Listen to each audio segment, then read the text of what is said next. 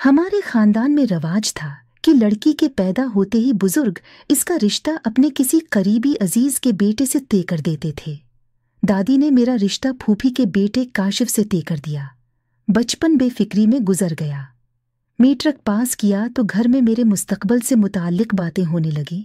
तब मुझे मालूम हुआ कि दादी ने मेरी बात बचपन ही में तय कर दी थी, लेकिन अलमिया ये था कि आज तक मैंने अपने होने वाले मनगीतर को देखा नहीं था। फूफी कराची की रहने वाली थी।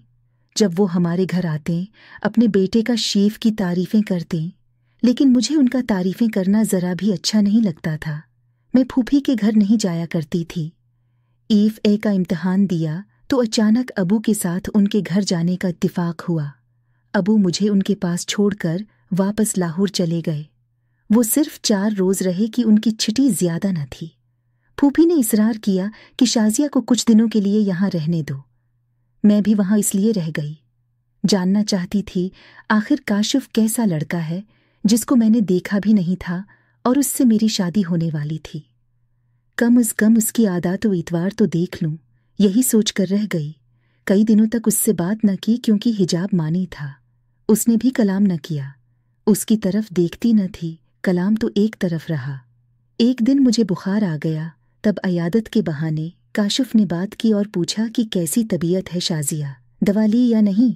इसके मुना से मुझको अपना नाम लेना अच्छा लगा। आहिस्ता आहिस्ता हम दोनों बातें करने लगे। यूं 1 माह बीत गया और मेरी छुट्टियां ख़त्म हो गईं। मैं वापसी की तैयारी करने लगी क्योंकि भाई मुझे लेने आए थे। अगरचे दिल उदास था मगर मजबूरी थी। काशिफ से तन्हाई में बात करने का मौका भी नहीं मिल रहा था। 2 मिनट को मैं कमरे में अकेली हुई। काशिफ इसी मौका का मुंतज़र था।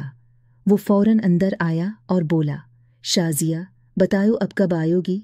अब मैं नहीं, तुम हमारे घर आयोगे। मैंने जवाब दिया। बस इतनी बात वक्त रुखसत हो पाई। तभी फूफी कमरे में आ गई और वो बाहर निकल गया।